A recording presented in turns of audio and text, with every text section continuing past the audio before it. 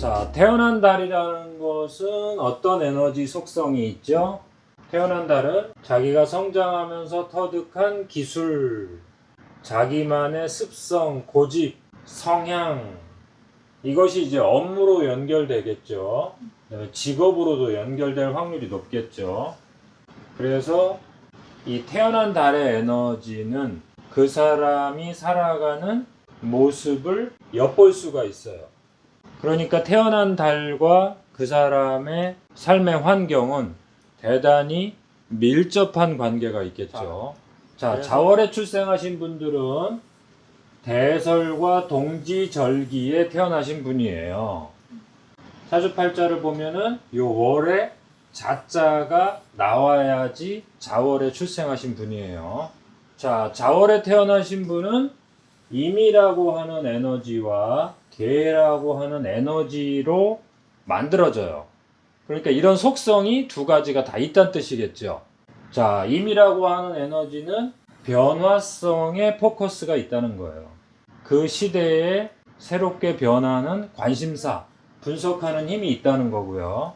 이 계라고 하는 것은 그 시대에 가치 있는 것, 그 시대의 자격을 갖추는 것. 대표적인 게 이제 자격증이겠죠. 법이라든가 교육, 이러한 것들은 자격과 가치를 인정을 받는 거잖아요. 기득권을 인정받는 분야에서 일을 할 수 있겠죠. 계라고 하는 속성이 강하신 분들은 이제 좀 보수적인 성향이 강하고요. 전통을 중시하면서 종교적인 분야 쪽으로 갈 수도 있고요. 그 다음에 법, 그 다음에 교육이니까 이제 학원이라든가 교육 분야, 이쪽에서 능력 발휘를 하시는 분들이에요. 권리나 자격을 기준으로 인생의 목표를 세우는 분들이에요. 그래서 원장님, 선생님, 법무사, 세무사, 변호사, 주부도 좋겠죠. 주부. 그 다음에 종교인, 이런 분들은 기존의 질서 체계 속에서 움직이시는 분들.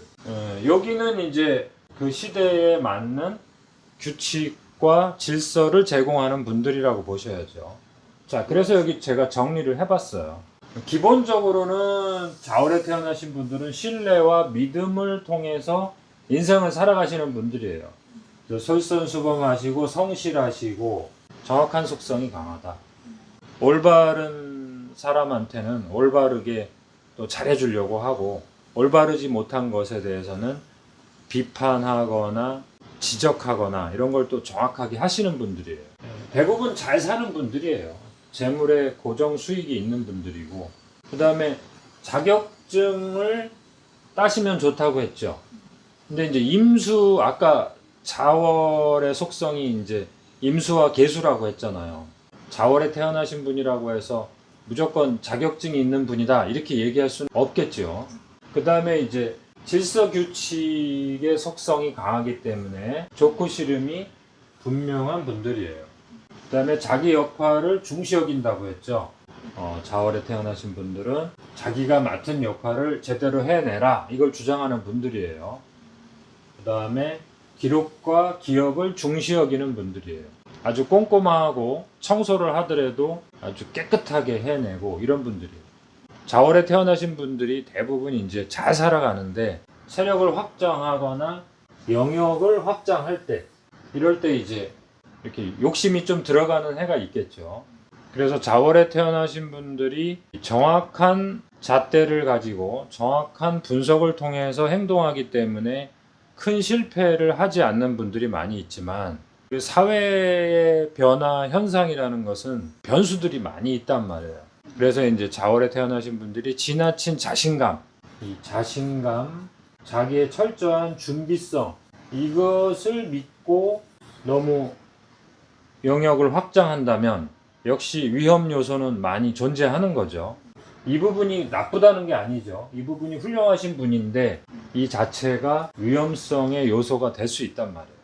자, 그래서 전체적으로 한번 봤어요. 자월 출생하신 분들의 업무 변화성이 2021년 하반기와 2022년에 어떤 변화의 방향으로 갈지. 자, 기본적으로는 소띠해는 신축년일 경우에 가장 실험실 조건처럼 변화무쌍하다고 했죠.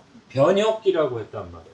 이 변혁기에 12띠 모두 상당한 시행착오를 겪게 되죠. 가장 어려운 시기란 말이에요. 자기가 계획한 대로 일을 진행할 수 있는 그러한 경우는 거의 없단 말이에요. 그렇기 때문에 신축년이라는 글자가 보이시면은 전체 운 자체가 실험실 조건과도 같다. 이 변혁기의 출발점이기 때문에 어떤 흐름을 확실히 잡는다는 것은 대단히 불가능하다 이거예요. 그래서 일단 시대의 흐름을 받아들이는 것부터 출발해서 시대의 흐름을 공부를 해야 되겠죠. 그래서 그 변혁기 다음 해가 호랑이띠 해잖아요. 그 호랑이띠 해를 이제 자기 행동의 출발점으로 삼아야 되겠죠. 호랑이띠 해는 어떤 하나의 흐름으로 흘러간단 말이에요. 우리 공부 많이 했죠. 제품, 제도, 인물. 여기에서 전문화가 이루어진다고 했죠. 호랑이띠에부터는. 그러니까 이제는 자기의 흐름을 어느 쪽으로 갈 것이냐를 결정할 수 있단 말이에요. 그런데 신축년, 이렇게 신축년이라는 단어가 보이시면은 변혁기, 변화기이기 때문에 어떠한 운이 일시적으로 좋다 하더라도 그쪽으로 올인하거나 방향을 틀어서는 안 된다는 거예요. 조금 답답하지만 지켜보는 수준에서 그 흐름을 잡아가셔야지, 흐름이 보였다고 해서 그쪽으로 저거구나 해서 그쪽으로 확 들어가서는 안 된다는 거죠. 자월에 태어나신 분이 소띠에는 육합으로 되어 있는 운이기 때문에 자신의 업무를 이제 성숙시키고 세력을 만들어가는 그 정도에서 만족을 하셔야 돼요. 어떤 걸 쟁취하려고 하는 그 정도까지 도전하시면 안 돼요. 이 정도만 해도 선방했다, 성공했다 이렇게 생각하셔야 돼요. 그래서 호랑이띠 해가 되면은 이제 그 씨앗에서 싹이 나오는 해기 때문에 이제는 새로운 기획과 새로운 아이템을 잡을 수가 있단 말이에요. 여기는 씨앗이, 소띠해는 씨앗이 이렇게 터전을 잡는 거라고 보시면 돼요. 이렇게 바깥으로 팍 튀어나오는 게 아니란 말이에요. 근데 여기서부터는 이제 하나의 싹으로 나올 수 있단 말이에요. 자, 그렇게 큰 틀을 잡아 놓으세요. 그래서 2021년 소띠해는 신축자가 들어갔죠. 변혁기이기 때문에 결과물을 쟁취하려고 도전해서는 안 된다. 호랑이띠의 새로운 변화 쪽으로 방향을 틀면 된다. 이렇게 기준점을 잡아 놓으세요.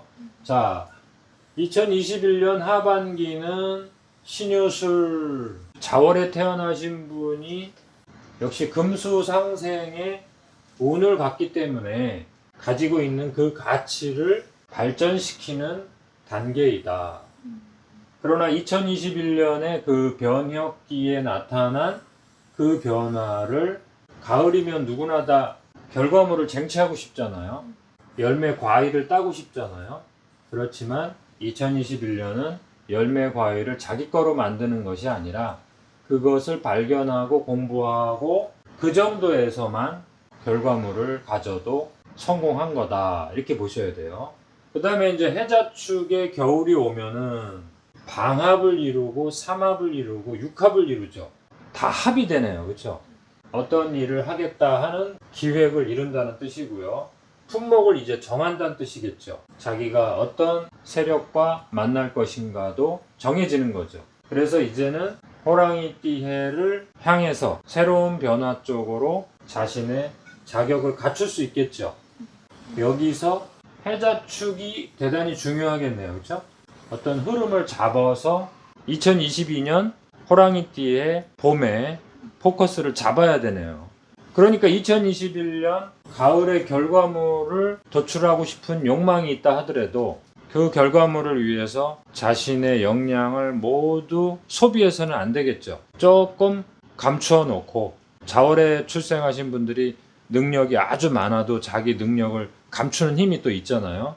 그 능력을 조금 감추어 놓으면서 힘을 키워야 되겠죠. 그렇게 방향을 잡기로 하고 다른 주제로 다음 시간에 뵐게요.